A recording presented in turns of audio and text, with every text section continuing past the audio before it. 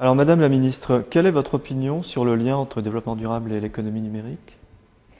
D'abord, je voudrais prier de m'excuser de ne pas être parmi vous pour ce colloque aujourd'hui. Et je tenais quand même à être présente, même virtuellement, tant le sujet est à l'imbrication au cœur de mes préoccupations.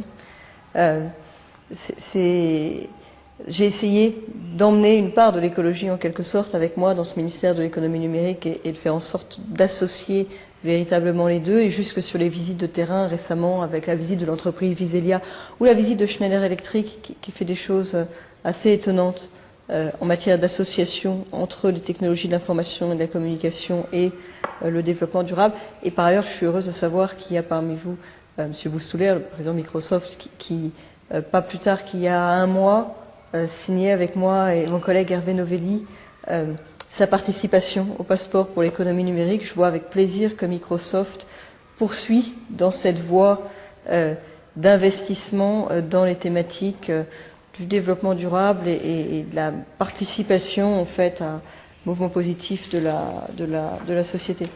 Je crois beaucoup à l'association entre les technologies de l'information et de la communication et le développement durable. Il y a deux formes de liens et je crois qu'il faut réussir à aller au bout des deux logiques.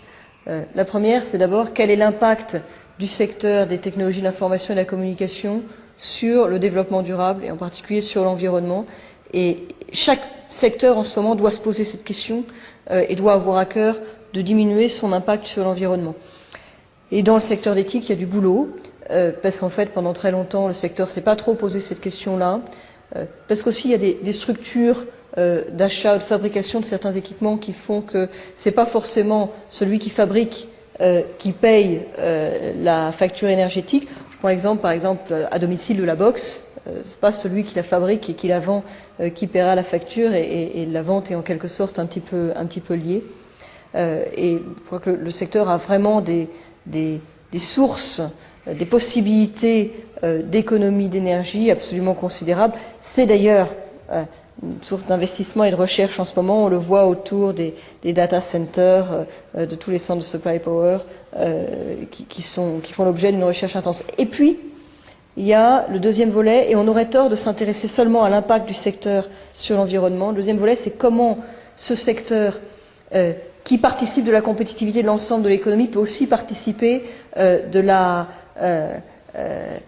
meilleure durabilité de l'ensemble de l'économie. Comment en fait les technologies de l'information et de la communication peuvent aider à réduire l'impact de l'ensemble de l'économie sur l'environnement.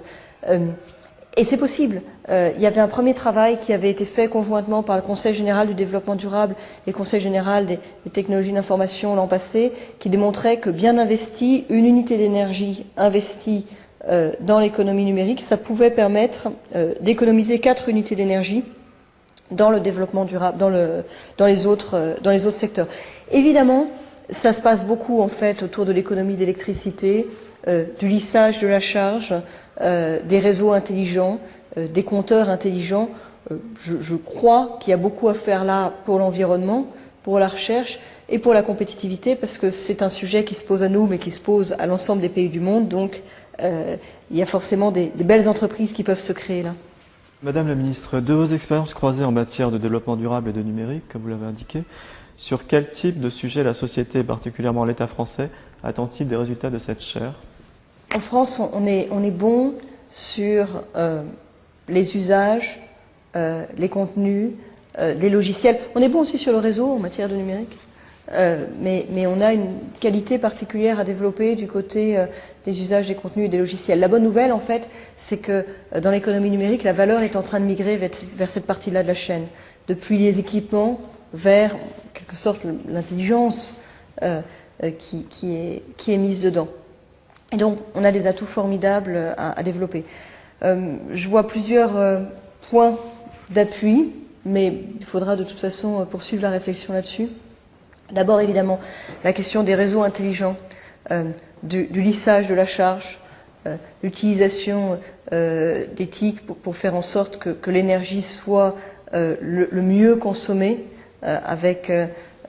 pour le meilleur usage, avec le meilleur impact.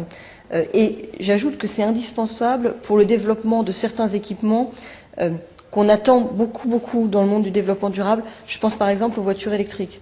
Les voitures électriques, surtout si on est dans un système de plug-in, ça n'a de sens que si on réussit à trouver des organisations de lissage de la charge. Sinon, tout le monde rentre chez soi à 19h, tout le monde plug sa voiture, et là, c'est la catastrophe, et c'est évidemment très consommateur d'énergie et d'énergie de pic.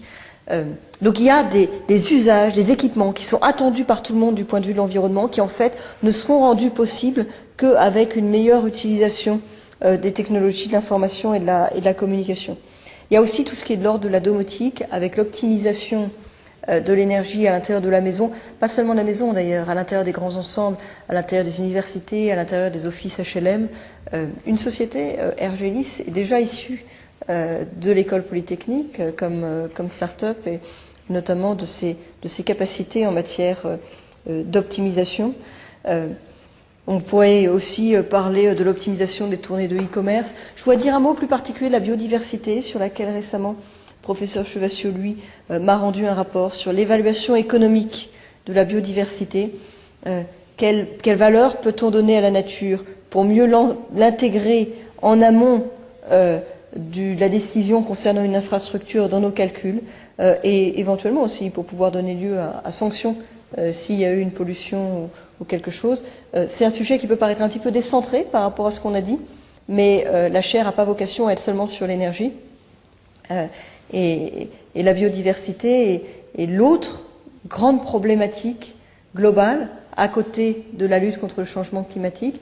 Elle est moins médiatisée, mais elle est certainement tout aussi importante. Ce serait intéressant que la chaire s'y investisse. Je voudrais vous demander comment vous percevez l'association d'une grande entreprise comme Microsoft et enfin d'un établissement public de recherche et d'enseignement, l'école polytechnique, pour la création d'une telle chaire. D'abord, l'État investit de plus en plus sur la recherche en matière de développement durable. Le président de la République l'a annoncé dans les suites du Grenelle de l'environnement, c'est 1 milliard d'euros en plus sur 4 ans sur la recherche en matière de développement durable. Et comme il y a aussi plus d'argent du côté des universités, je pense par exemple aux 850 millions d'euros sur le plateau de Saclay du plan campus, il y a des moyens augmentés. Mais ce serait une erreur, je crois,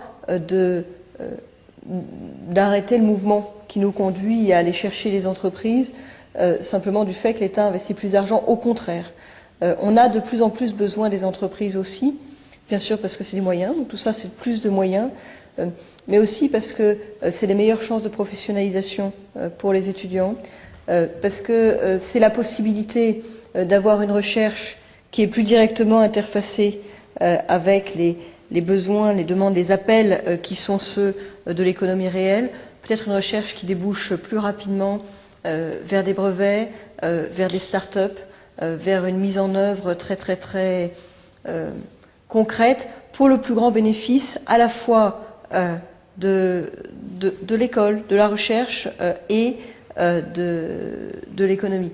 Donc moi je suis vraiment heureuse de cette association. J'ajoute que dans le monde du numérique, elle a quelque chose d'assez traditionnel, et je pense que c'est une des raisons pour laquelle l'économie numérique se porte plutôt bien en France.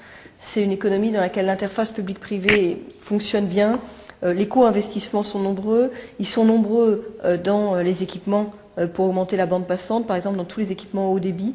Ils seront nombreux dans le très haut débit et dans la fibre optique. Moi je suis en train de travailler à des nouveaux outils réglementaires pour pouvoir encore toujours mieux associer collectivités territoriales, entreprises privées et entreprises publiques. C'est un secteur dans lequel le partenariat a fait ses preuves et je pense que c'est moins traditionnel dans le secteur du développement durable et tout aussi indispensable et attendu. C'est un des sujets sur lesquels les deux regards en fait peuvent s'entrecroiser le mieux.